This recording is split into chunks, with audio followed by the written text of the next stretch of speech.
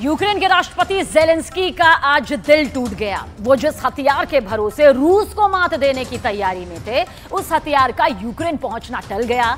Joe Biden ने सबसे खतरनाक हथियार देने का दरअसल ऐलान किया, लेकिन डिलीवरी की तारीख फिक्स नहीं हुई। बाइडेन यहीं खेल गए और ज़ेलेंस्की इस बात को समझ ही नहीं पाए। जिस पर उन्होंने आंख मूंद कर भरोसा किया, उसी ने सबसे बड़ा धोखा दे दिया।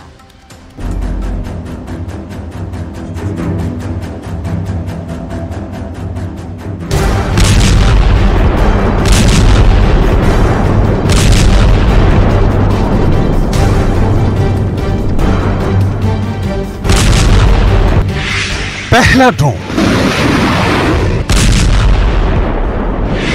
दूसरा ड्रोन, तीसरा ड्रोन, चौथा, पांचवां, छठा। ना जाने कितने ड्रोन ज़ेलेंस्की ने रूस के खिलाफ दागे होंगे, जिनकी कोई गिनती नहीं है। लेकिन आपको जानकर ताज्जुब होगा कि ज़ेलेंस्की ये ड्रोन मजबूरी में चला रहे हैं। मजबूरी हमले की नहीं, मजबूरी हथियारों की कमी है। ज़ेलेंस्की के पास इन ड्रोनों के अलावा हथियारों का भारी टोटा पड़ गया है। यहां तक कि युद्ध की दशा और दिशा बदल देने के दावे वाला जो हथियार यूक्रेन को मिलना था, वो इस साल तो नहीं ही मिलेगा। अमेरिका का लड़ाकू विमान F-16 2023 में यूक्रेन के एयरपोर्ट पर लैंड नहीं करेगा। यह खबर ज़ेलेंस्की के लिए एक बहुत बड़ा झटका है, आघात है, दुखी कर देने वाली है, क्योंकि F-16 कोई आम फाइटर जेट नहीं। इसकी डिटेल आपको भी जरूर देखनी चाहिए। उसके बाद आपको दिखाएंगे कि कैसे अमेरिका ने एक ऐसी चाल चली कि सांप भी मर जाए और लाठी भी न टूटे। लेकिन पहले दुनिया के सबसे शक्तिशाली जेट फाइटरों में एक F-16 की लेटेस्ट रिपोर्ट। बहुत गुमान था ज़ेलेंस्की को कि बाइडेन वाले F-16 के मैदान में उतरते ही कहर मच जाएगा, कयामत आ जाएगी। F-16 कब आएगा, इसकी कोई डिटेल किसी के पास नहीं है। अमेरिका ने ज़ेलेंस्की को F-16 देने का ऐलान किया, लेकिन किस तारीख के लिए किया, इसकी कोई जानकारी नहीं है। यूक्रेन के एयरफोर्स के प्रवक्ता ने कहा कि इस वसंत और शीत के मौसम में हमारे पास F-16 फाइटर जेट नहीं होंगे। रूस के विदेश मंत्री सर्गेई लावरोव ने कहा कि अगर अमेरिका अपने F-16 लड़ाकू विमान यूक्रेन को देता है तो इससे संघर्ष और बढ़ेगा, क्योंकि ये परमाणु हथियार ले जाने में सक्षम है। यूक्रेन के राष्ट्रपति ज़ेलेंस्की लंबे समय से F-16 लड़ाकू विमान के लिए अमेरिका से मांग कर रहे हैं। ज़ेलेंस्की की दलील है कि पायलटों के हाथों में F-16 लड़ाकू विमान लगने से रूस की हार होगी।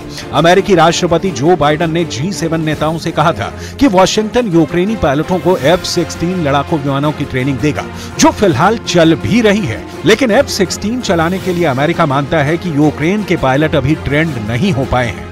यह अमेरिका की चाल हो सकती है, क्योंकि इसे समझना जरूरी है। F-16 की ताकत इसका प्रमाण है। F-16 दुनिया का सबसे कामयाब फाइटर जेट विमानों में शामिल है। इस विमान की गति 2400 किलोमीटर प्रति घंटा है। यह विमान चौथी पीढ़ी का मल्टी रोल फाइटर जेट है। F-16 विमान का उत्पादन साल 1973 में अमेरिका में शुरू हुआ था। इस सिंगल इंजन एयरक्राफ्ट की अब तक 4600 से ज्यादा यूनिट बनाई जा चुकी हैं। वर्तमान में 3000 एयरक्राफ्ट अभी भी सेवा में हैं। मौजूदा समय में इस सिंगल इंजन एयरक्राफ्ट को 25 देशों की सेनाएं इस्तेमाल कर रही हैं। F-16 की सप्लाई में हो रही देरी के कई कारण हो सकते हैं, लेकिन हम आपको वो 5 मुख्य कारण दिखाते हैं जो असली वजह है सप्लाई में देरी की। F-16 कब मिलेगा? तूफान की तरह उड़ता है F-16 फाइटर जेट। इसकी पावर और स्पीड आप देख चुके, लेकिन एक बात और जो इस लड़ाकू विमान को दूसरों से अलग बनाती है, वो है इसका एडवांस होना। अमेरिका अपने F-16 पर गुमान करता है। अमेरिका की समझ साफ दिखती है कि F-16 के मैदान में आते ही भारी तबाही मचेगी। पुतिन के खाली भंडार में भी कुछ ऐसे हथियार अभी बचे हैं जो तीसरे विश्व युद्ध को भड़का दें। लिहाजा बाइडेन ने F-16 देने का ऐलान कर एक तीर से 2 शिकार किया। पहला, रूस को चिढ़ाया कि हम यूक्रेन को जो चाहे हथियार दें। रोकने वाला वो कौन है? दूसरा, यूक्रेन को जोश दिया कि लड़ते रहो, F-16 आने वाला है। रूस की धमकी भी आई और जेलेंस्की को F-16 भी नहीं मिला। बाइडेन ने बहुत चालाकी से F-16 वाली फील्डिंग सजाई। F-16 देने की तारीख खत की हुई है, आएगी भी या नहीं, यूक्रेन फ्रंट पर खड़े यूक्रेन के सिपाही पूछ रहे हैं। इस सवाल का जवाब जेलेंस्की के पास नहीं है। रूस और यूक्रेन के बीच जब से युद्ध की शुरुआत हुई तभी से यूक्रेन पश्चिमी देशों पर लड़ाकू विमान मुहैया कराने के लिए दबाव डालता चला आ रहा है। यूक्रेन का कहना है कि लड़ाकू विमान मिलने से उसको रूस पर बढ़त बनाने में मदद मिलेगी। फरवरी 2023 में ब्रसेल्स में यूक्रेन के रक्षा मंत्री ओलेस्की रेजनिकोव से पूछा गया कि उनके देश को सैन्य मदद की आवश्यकता है, तो उन्होंने एक लड़ाकू विमान की तस्वीर दिखाई थी। लड़ाकू विमान नहीं देने के पीछे एक कारण ये भी है कि अगर अमेरिका यूक्रेन को लड़ाकू विमान देता है तो रूस को गुस्सा आएगा और ये पुतिन को उकसाने वाला कदम हो सकता है। अमेरिका के इस कदम से युद्ध गंभीर मोड़ भी ले सकता है, लेकिन इसकी डिटेल आगे।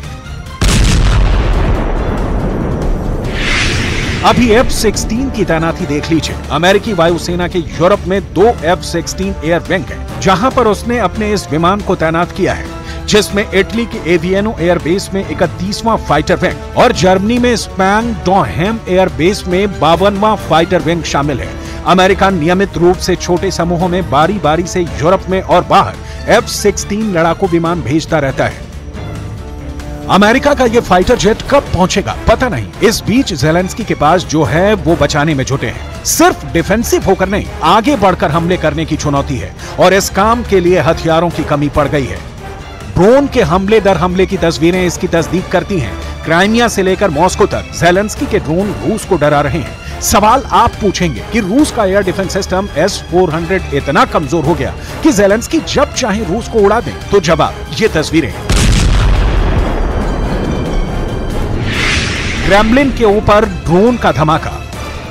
काला सागर में रूस के जहाज पर सी ड्रोन से हमला। क्राइमिया के कर्च ब्रिज पर अटैक। ऐसी सैकड़ों तस्वीरें आ रही हैं कि जेलेंस्की के ड्रोन जबरदस्त काउंटर अटैक कर रहे हैं, लेकिन सवाल है कि जेलेंस्की के पास क्या ड्रोन ही बच गए हैं हमले के लिए? ये तो जग जाहिर है कि जेलेंस्की के पास लॉन्ग रेंज की मिसाइलें नहीं है। जो है उसका तोड़ रूस के पास मौजूद है। रूस की तरह ना तो यूक्रेन की टैंक पावर है, ना सेना है, ना मॉडर्न वॉरफेयर की तकनीक है। ऐसे में जेलेंस्की ने युद्ध को ड्रोन युद्ध बना दिया है। रूस की ताकतवर एयर डिफेंस सिस्टम में खामियां भी सामने आ रही हैं, लेकिन इस बीच सस्ते और ताकतवर ड्रोनों से जेलेंस्की ने पुतिन को परेशान कर दिया है। इन हजारों के रूबल वाले ड्रोन को गिराने के लिए पुतिन को लाखों डॉलर की मिसाइल बर्बाद करनी पड़ती है। देश के प्रतीकात्मक संस्थानों पर जेलेंस्की के ड्रोन हमले से रूस की छवि धूमल हुई है। सुरक्षा पर सवाल उठे हैं। जेलेंस्की का मजबूरी वाला हथियार ड्रोन रूस के लिए काल बन गया है।